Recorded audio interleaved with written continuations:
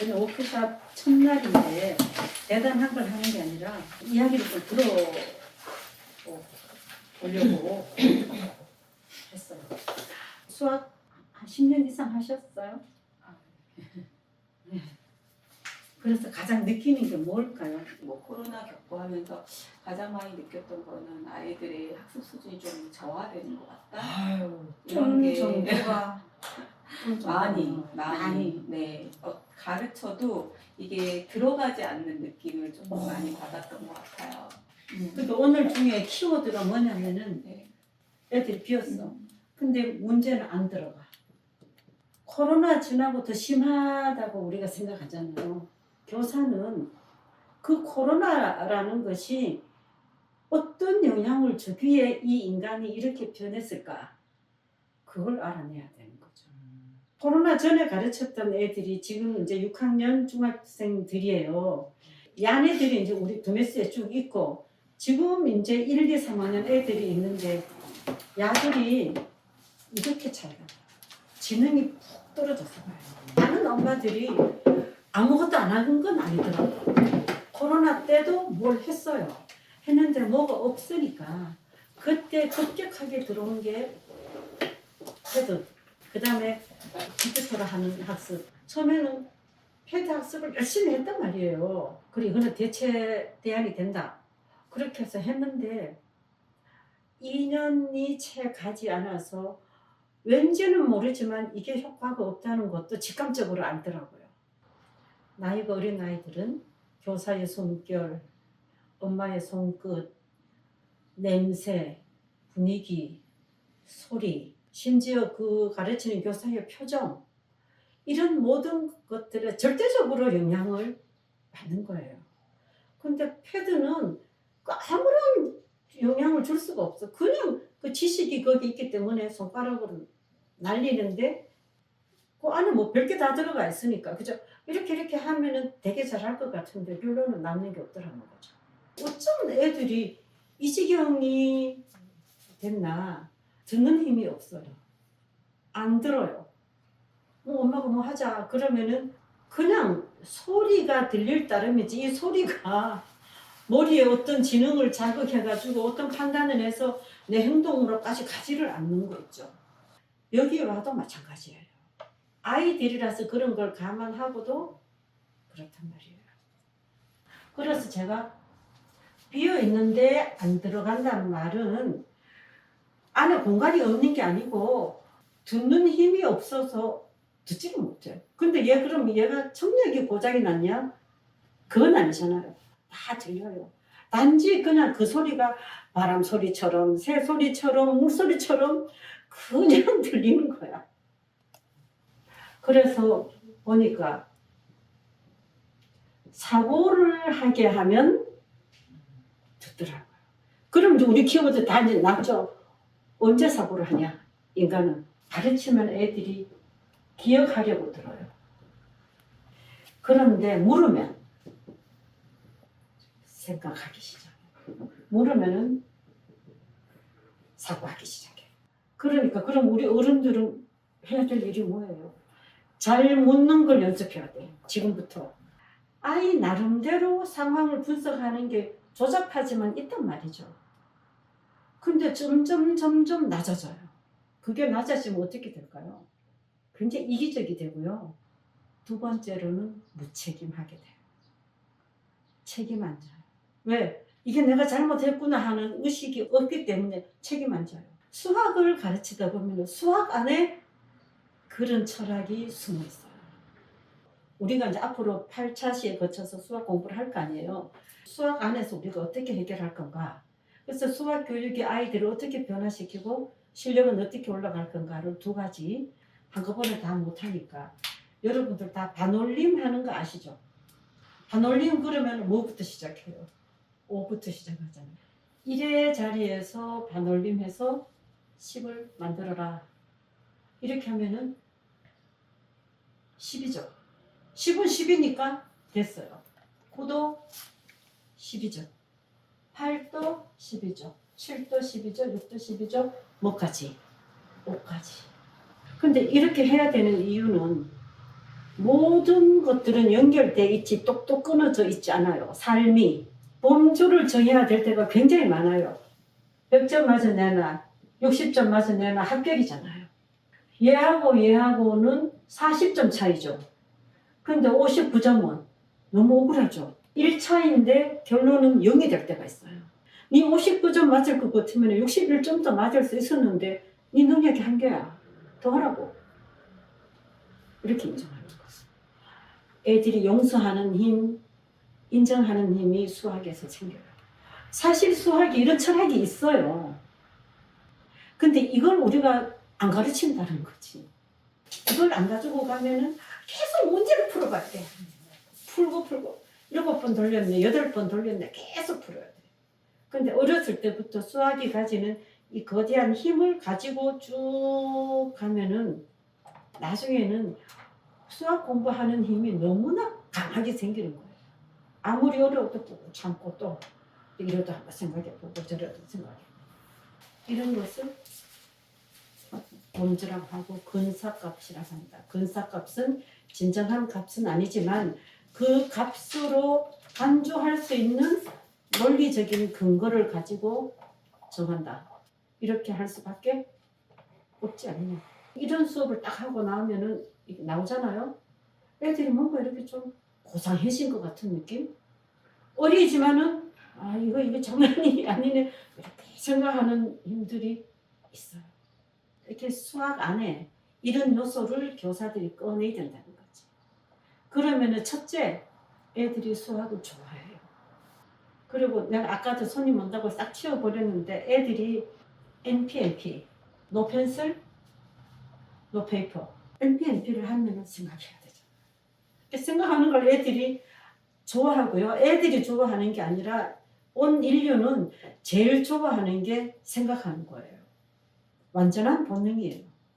이것만 해도 애들이 뭘 양보해야 된다든지 양보는 하지만 어떤 분명한 한계는 있어줘야 되잖아. 그럼 논리적이 되는 거지. 그러니까 사고가 유연해지는 거죠. 그래 이렇게 인정을 해야 되는 게 있는가 하면 하나라도 부족하면 인정할 수 없는 것도 있어. 야 다이아몬드 199개가 0하고 똑같은 거야. 근데 또 한 개가 있으면은 200이 되는 거야. 얼마나 절묘합니까? 수학은 그런 데 대해서 명쾌하게 말해요. 복잡하지 않아. 애들이 쾌감이 있어요. 어렸을 때 이런 쾌감과 이런 즐거움을 통해서 수학 올라가는 애랑 뭔지도 모르고 계속 푼 애랑은 나중에 좀 달라져요. 이거에 반대되는 경우가 만약에 뭐 200명 전세기 뭐 수학여행을 간다. 그런데 201명이 있다. 그럼 애들이 한 명을 뭐 의자 밑에 끼워요. 화장실에 숨겨서 가요. 좀 집에 있으라 그러고 200명은 가야죠. 야야 그 하나가 니면 어떡할래? 니 보고 집에 있으라 그러면 여기 한 명 가지고 비행기 한 대 부르는 거는 무리다. 그럼 내가 집에 있을게. 니 그러고 싶어? 절대로 안 되지. 그럼 애들이 탁 반전이 일어나요. 얘 한 명을 위해서도 기꺼이 전세기 한 대를 데리고 올 수 있는 값어치가 있을 때는 그 돈을 써야 돼. 그런 판단을 하는 거다. 이러려고 우리가 수학 공부를 한다. 그렇게 말하면 애들 수학 시간에 수업하는 거 쪼르르 앉아가지고 오늘부터 뭘 배우나 싶어가지고 앉아서 쪼잘쪼잘 거리고 있는 거죠. 그러니까 절대로 설명하지 말고 끝없이 물어야 돼요. 근데 이제 제가 이렇게 연습을 하잖아요. 그리고 티타임에 있으면은 들을 때는 너무 괜찮은데 막상 집에 가면은 말이 안 나온다. 그러면은 이거 듣고 바로바로 말 나오면 되겠어요. 그래도 그런 게 있다는 걸 알고 말이 안 나오는 엄마하고 다르죠. 다릅니다요. 그래서 제가 이 교육을 하는 거예요. 자, 그럼 오늘은 이제 거대적인 것 이야기했는데 지금 당장 급한 거는 이 초등부 저학년을 사고를 어떻게 일으킬 건가. 그게 안 돼서 아들이 수학 공부 싫어해요. 직관적인 거는요. 굳이 안 가르쳐도 인간이 저절로 아는 힘이 있어요. 인간에게는. 근데 그거를 좀 안다고 잘못 판단하면 엄마가 달라지는 거예요. 봅시다. 내가 이거 한번 할게요. 이거 특허받은 건데 이 초등부 아이들을요.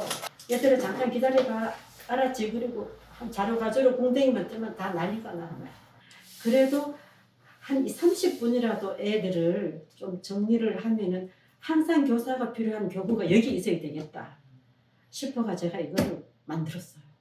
그래서 이거 조잡해 보이지만은 거의 기본적인 걸 공부하는 건 여기 다 들었어요. 이렇게 탁 쳤단 말이죠. 그럼 내가 안 봐도 내 손에 든 것이 한 3개 정도는 내가 알 수 있잖아요. 직관으로. 내가 이거 다 안 셌거든요. 근데 이렇게 많으면은 알 수가 없죠. 이랬단 말이에요.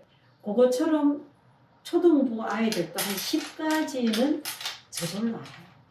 근데 그 저절로 아는 것이 진정한 지식이 아니고 약간 그 에너지가 낮은 상태에서 알고 있을 때가 많아요. 그럼 그걸 우리가 어떻게 해줘야 되느냐. 이 한계를 말하는데도 기호가 있다는 거지. 1이라는 기호가 있다. 기호가 있다는 게 굉장히 중요합니다.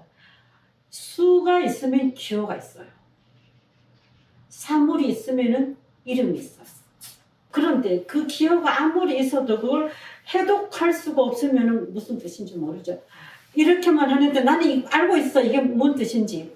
근데 만약에 강아지한테 이렇게 하면은 강아지는 알 수가 없어. 해독할 수 있는 사고가 없기 때문에 그냥 지나가 버려. 그죠? 그 사고가 본능적일 때는 굳이 교육을 하지 않아도 생활 속에서 저절로 습득이 돼요. 근데 그것을 좀 더 정교하게 하기 위해서는 학습이 필요해요. 근데 그 학습이 반복적인 훈련만 돼도 안 되고 훈련의 양이 안 차서 달라달라 하다도 지루하고 그래도 안 되더라고요. 이건 현장의 문제점인데 제가 이 초등부를 가르치잖아요. 굉장히 섬세하고 한 개 한 개 가르쳐야 되고 또한 학습량을 늘려서 그것을 무리 되지 않는 한의 학습량을 늘려서 그걸 정착시켜줘야 돼요. 그러면은 나중에는 진짜 비단계를 가더라고요. 근데 문제는 현실적으로 초등학교에 뭔 돈을 그렇게 들여서 미리 그런 돈을 어떻게 쓰냐? 그래서 그 중요한 시간에 하지 않아요. 그 다음에 비용의 문제가 아니라 어렸을 때는 좀 놀아야지. 맞아요. 어렸을 때 놀아야 돼요. 그리고 수학을 그렇게 하면 애들이 싫어할까 봐. 맞아요. 애들이 싫어할까 봐는 양의 문제도 있지만 질의 문제도 있죠. 너무 많이 시켜도 애들이 짓눌려가지고 싫어하는데 질적으로 올려주면 양을 흡수하죠. 그러니까 제가 연구하고 있는 게 높은 질의 수학 수업을 적절한 양에다가 실어서 이렇게 한번 해보는 게 더메스 프로그램이에요. 연습 안 하면 안 되거든요. 직관으로서 알 수 있는 데서 멈추면 수학이 잘하지가 않아. 여기까지. 그 다음 얘들이 쓰고 있는 게 24, 빼기, 9도, 이제 이런 것들이 이제 2학년, 3학년에 하잖아요. 왜 이럽니까? 왜 이렇게 내려옵니까? 당연히 10 아니야? 그죠? 왜 10이에요? 20에서 빌려 아빠 이제 때 잡혔어. 언제 갚으려고? 못 갚아. 우리 처음부터 빌려온다고 배웠잖아. 기가 막히죠. 한 번도 생각해 본 적 없죠. 약속을 그렇게 했기 때문이에요. 자, 이건 옛날 이야기인데 바닷가에 조개를 많이 주웠어. 굉장히 많아. 그래서 막 세워봐. 근데 너무 많을 경우에는 이게 무슨 소용이 있습니까? 조개가 1개씩 펴져 있는 거나 10개씩 그만큼 펴져 있는 거나 어차피 감당 못하는 거는 똑같아요. 그럴 때 인간은 생각하게 되겠죠. 이 많은 것을 이래가지고는 안 된다는 결론을 내렸죠. 그죠? 그래서 한 게 뭡니까? 자리를 옮겨요. 이게 위치적 기수법의 가장 큰 기본이에요.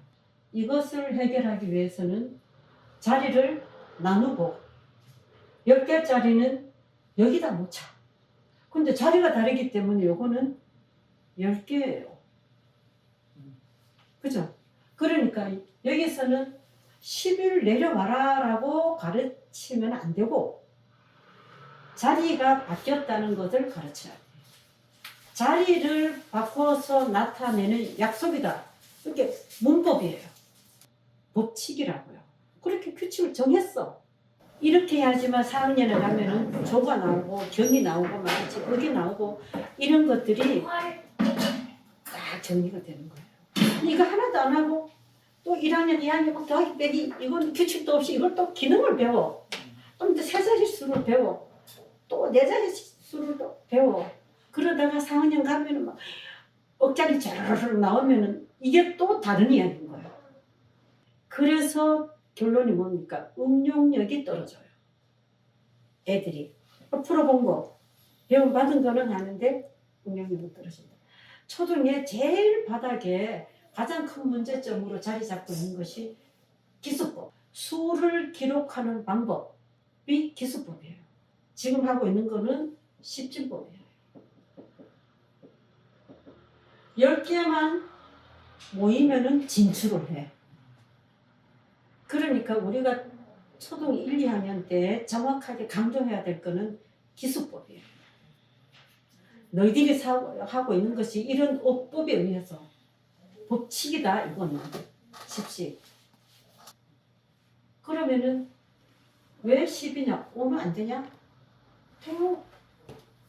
7은 안 되냐? 돼요. 그냥 십진법이 손가락도 10개겠다가 전 인류가 다 쓰니까 가장 보편적인 거라서 십진법을 쓰지 우리 생활에 칠진법이 얼마나 많습니까? 자, 일주일 7을 아닙니까? 십진법은 우리가 많이 쓰니까 관로를 안 쓰지만 십진법을 제외하고는 반드시 따로 표기하게 돼 있어요. 7씩 묶었을 때 세 묶음이다. 그리고 낱개는 없다. 그럼 이게 뭐가 됩니까? 21이 돼요. 나는 이거를 훈련시킵니다. 애들한테. 이 책에다가 훈련하도록 돼 있어요. 그래서 수를 바라보는 눈을 십진법에 묶여있는 거를 다 깨버려요. 뭐를 봐도 내 머릿속으로 다 자유자재로 일어나게. 그럼 이제 수학이 철저한 법칙이라는 것. 문법이에요. 이런 문법이 정확하지 않기 때문에 중학교 가면은 당식의 계산, 연립방정식, 부등식, 애들 부등식 얼마나 어려워합니까? 부등식 이런 것들이 딱 흐릿한 거야. 그러니까 애들이 할 수 있는 방법은 뒤집다 반복하는 거지. 이제 이것도 알죠? 그럼 4, 2, 7진법이다. 그러면은 10은 하도 많이 쓰니까 그냥 24에다가 10 이렇게 안 써요.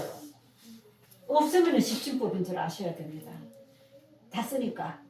그런데 특별한 진법인 경우에는 밝혀줘야 돼. 이번에는 80 묶어서 네 묶음이 됐길래 올려준 거야, 자리를. 자리가 바뀌었잖아, 그죠? 그럼 4, 8이 32. 에다가 2개, 34. 그럼 4, 2, 9진법이다. 이거는 90 묶었을 때 4개다. 4, 9, 36. 38개 되는 거죠. 그러면 10씩 묶어서 4묶음. 낱개 2개, 40이에요. 우리가 이걸 쓰는 건데 애들이 이걸 모르기 때문에 이게 황당한 거예요. 10이 안 내려오면은 난리가 나는 줄 알아요. 우리 애들이 이거 풀으라 그러면 처음에는 아수라장이에요. 자기들이 알고 있는 십진법 외에는 더하기 빼기를 해본 적이 없는데 막 내주거든요. 이거를 해봐라.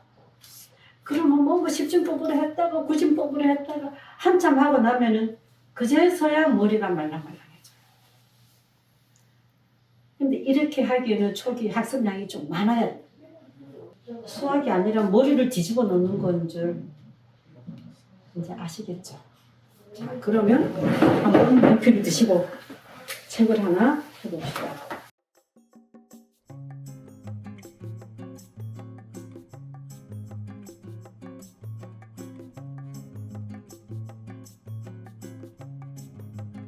그래서 이제 다음 시간에 오시면 좀 더 어려운 것들이 보세요. 애들이 얼마나 고생하고 있는지. 나중에 못하십니다. 진짜 애들도 고생하네. 아유, 고생하죠. 이제 우리가 꼭 끝나면은 스피치 시간이 있어요. 아, 그래? 네. 그 자기 생각을 정리하는 시간. 애들한테도 항상 스피치 시간을 하고 항상 뒤에다가 소감을 쓰라고 말하고 그것이 나름대로 우리 규율이에요. 배워보려고 생각을 했는데 와서 보니까 좀 쭈그러드네요. 괜찮아요. 아유, 너무 몰라서. 한 편 먹으면 돼요. 자, 우리 둘이 박수.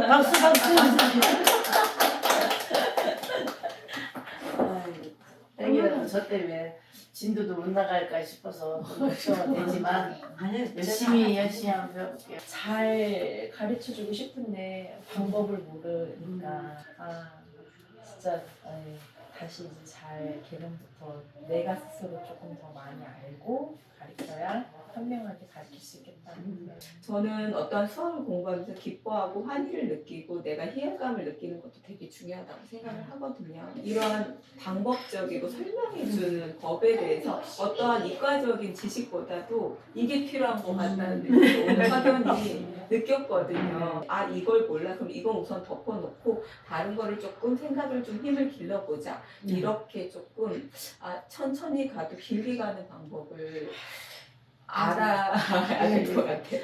저랑 비슷한 머리가 너무 아니니까 오히려 설명을 네. 못 해주겠다. 근데 항상 선생님 개념 수업이라고 해주는 네, 얘기가 이게 많아요. MPS. 네. 난 그거 수학 쓰니까 너무 재밌다. 들어보니까 진짜 좋아할 것 같아요. 그냥 풀다 보면은 몰라도 그냥 이해가 되는 저절로 알게 이 될 것 같은. 이 책이 네. 60%는 교사의 역할을 해요. 그러니까요, 그냥. 네네. 사실은 겨우 그냥 초입에 맛만 보고 가시는 것 정도니까 심화 과정은 다시 8차시가 있는데 그거는 훨씬 좀 어렵고 해야 돼. 근데 이거는 좀 하긴 해야 돼. 일단 잘할게요. 네, 아유, 감사합니다. 네.